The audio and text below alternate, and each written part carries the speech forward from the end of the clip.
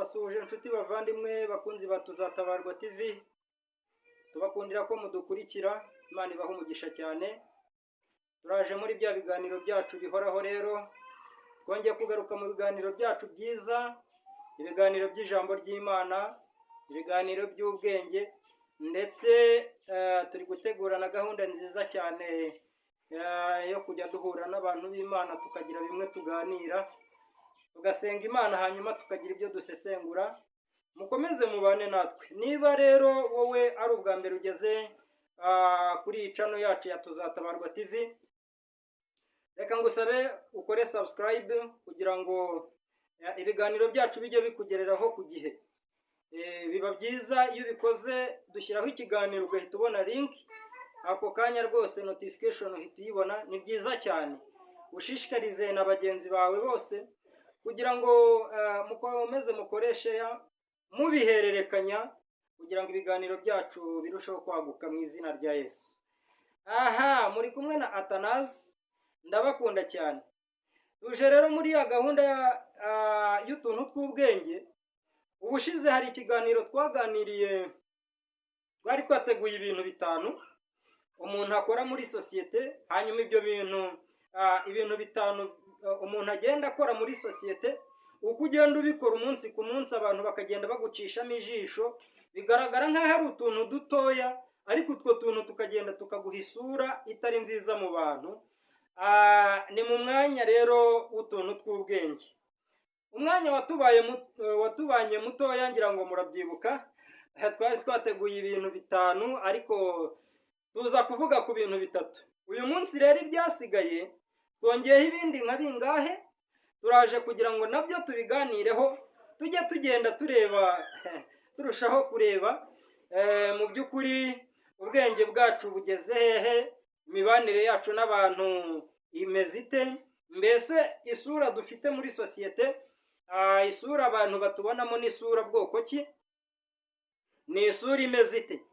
Hanyuma biba byiza iyo umuntu yigenzuye ukaza kugira ibyo uhindura, kuko kwiga ni ibihoraho. Umunsi ku munsi tugenda twiga, kandi mu by'ukuri kwiga ni ingenzi. Twagiye rero, reka duhere ku cya mbere, aricyo cyari icya gatatu, hano aricyo cyari icya kane. Ubwo kiravuga ngo ugomba kumenya amagambo ukoresha bitewe n'abantu muri kumwe. Aha, uracyumvise neza? Ugomba kumenya amagambo ukoresha mu kiganiro bitewe n'abantu muri kumwe. Urugero, niba ndi kuganira n'umuvandimwe, tukaba turi kuganira ibisanzwe, hari amagambo nkoresha kubera yuko ndisanzuye. Ariko nimpura abandi bantu tutajya duhura kenshi, kandi tutamenyeranye mu buzima bwa buri munsi, ntabwo bikwiriye ko ibiganiro amagambo nsanzwe nkoresha ariyo nzakoresha aho ngaho, kubera yuko abo ntabwo ari abantu tumenyeranye. Urundi rugero, iyo uri kuganira n'umuyobozi wawe, hari ukuntu umuyobozi wawe runaka ugukoresha, umukoresha wawe mu kazi, cyangwa se n'umuyobozi wawe mu bundi buryo, mushobora kuba muri kuganira muri kumwe mwenyine. Mu by'ukuri uyu muntu nubwo mwasabana mukagera ku rwego rwiza, hari amagambo ugomba kwitwararikamo, ugomba kwirinda kumubwira. Hari na teri mukwiriye kwirinda gukoresha bitewe n'uko ni umuyobozi wawe. Nubwo muri ako kanya murimo muganira, mwabaye nk'inshuti, ni muri kuganira koko iby'akazi, ntabwo ari amakuru y'akazi, ariko wibuke neza yuko ni umuyobozi wawe. Kandi ibyo ngibyo arabizirikana, ayo magambo, ibyo muganirira aho ngaho n'ubundi bizakomeza. Ikizabikubwira nuko no muri ibyo biganiro hari ingero azajya aguha, ariko wumvazanyemo urugero rwo mu kazi. Bijya bibaho cyane, umuntu muri kuganira mu bintu bisanzwe, ariko ahisemo kuzana urugero rujyanye n'ibyo mu kazi kugira ngo uze kubyumva neza, kandi mu by'ukuri ntimuri mu kazi. Uyu rero byanga byakunda, nubwo muri mu mwanya wo kuganira yenda munasangira, zirikana neza yuko ari umuyobozi wawe. Hari amagambo uzirinda kumubwira, kandi hari amaterimi uzirinda gukoresha. Icyo nacyo cyumvikane neza. Mushobora kuganira mukava muri uyu mwanya, ariko ukavamo muhaye ishusho itari nziza kuri wowe, kandi iyo shusho mu by'ukuri irakurikirana, agira gutya akayikubonamo n'ikindi gihe. Reka tujye kugikurikiyeho. Wowe uratekereza ko ari ikihe? Uze kunyandikira muri komenti umbwira uti nge numvaga ari iki ngiki, nari nzi ko ari iki ngiki ugiye kuvugaho. Ikindi, si byiza kubaza umuntu muri iki gihe ngo ukora iki. Iryo ni ijambo ritagezweho muri iki gihe. Niba umuntu muhuye akakubwira yuko yabonye akazi bitewe n'ikiganiro mugiranye, ntabwo bikwiriye yuko wongera kugerekaho ngo mbese ukora iki. Nshuti yanjye, birakumarira iki kumenya icyo akora? Muri iyi minsi imirimo yabaye myinshi cyane kandi iratandukanye. Hari n'abakora ibyo batishimiye, ariko kubera yuko bibatungiye ubuzima, bifite icyo byinjiza, akabikora. Uyu rero kumusanga ukamubaza ngo ukora iki, urimo uramwinjiza mu bintu bitari byiza, uramwinjiza mu mwanya utari mwiza. Ugusobanurira akakubwira ngo nkora iki ngiki, urumva biri bukumarira iki? Umuntu niba akubwira ngo nabonye akazi mu ruganda, birakumarira iki kukubwira ngo nkoramo amasuku? Birakumarira iki kumusobanuza akakubwira ngo ndi manager? Birakumarira iki kukubwira yuko agaburira abakozi? Ibyo bintu birakumarira iki mu by'ukuri? Ntabwo ari ikintu kigezweho icyo ngicyo muri iki gihe, kuko imirimo ntabwo ikiri ya yindi yo guhinga no korora gusa, ngo umuntu akubwira ngo genda umuhinzi, cyangwa se ndi umworozi, cyangwa se ndi umucuruzi. Haje indi mirimo myinshi cyane kandi itandukanye. Uyu rero kumwegera ukajya kumubaza ngo mbese ngo ukora iki, ntabwo ari ikintu kigezweho nshuti yanjye. Urimo uramwinjiza mu mwanya utari mwiza wo gutekereza ibintu ari bukubwire, kujya kugusobanurira ibyo akora. Noneho hari n'igihe umuntu akubwira ahantu akorera, ugasanga n'imirimo yenda akoramo ntuyizi. Ni imirimo iri technical name, ifite amazina yayo yihariye wowe utazi kuko utizi ibyo ngibyo. Birakumarira iki kukubwira yuko akora ibyo ngibyo? Ntabwo bikwiriye.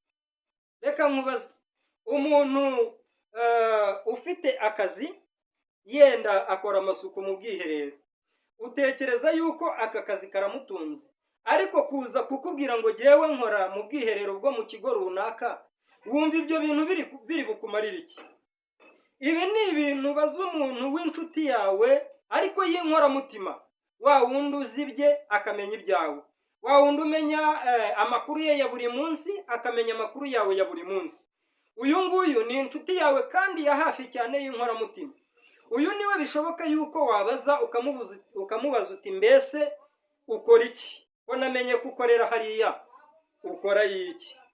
Kubera yuko ni inshuti yawe, azi ibyawe nawe uzibye. Ntabwo rero ari byiza kubona umuntu uwo ari we wese ngo uhite umubaza ngo ukora iki. Niba umuntu akubwiye ngo umugabo wanjye yabonye akazi, uramubaza ibyo akora ngo bikumarire iki? Utari bumuhindurire.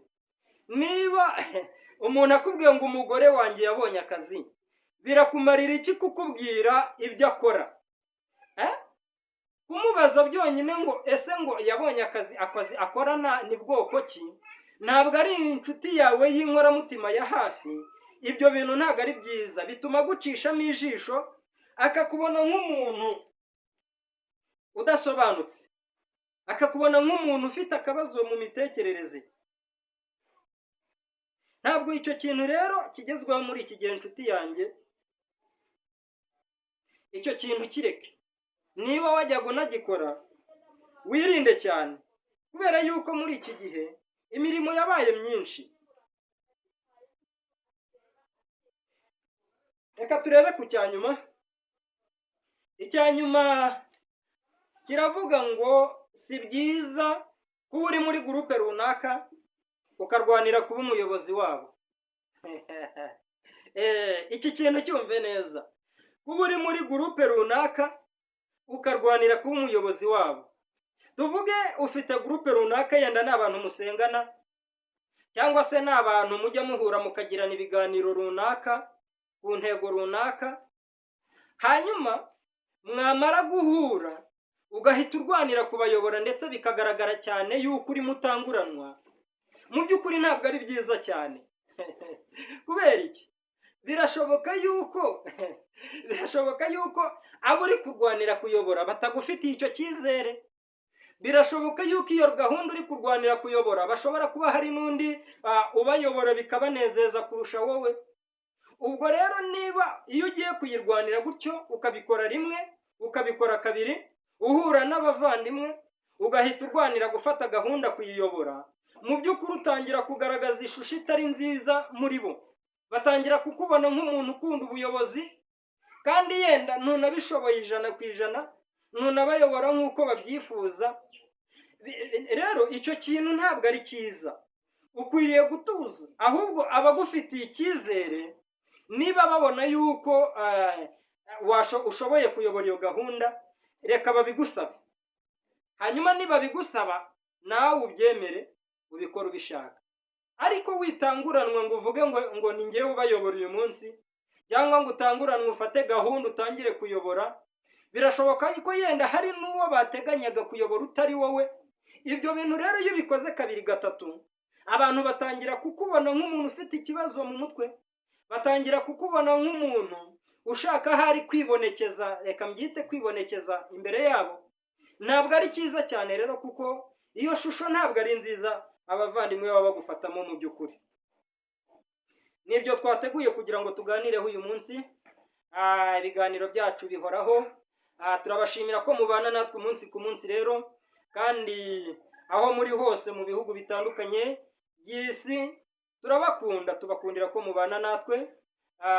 Tuzasubira rero, reka dusoreze aha ngaha. Ibiganiro byacu by'ijambo ry'Imana bihoraho, ibiganiro byacu by'utuntu tw'ubwenge bihoraho. Mukomeze mubane natwe, turabakunda cyane. Mugire ibihe byiza.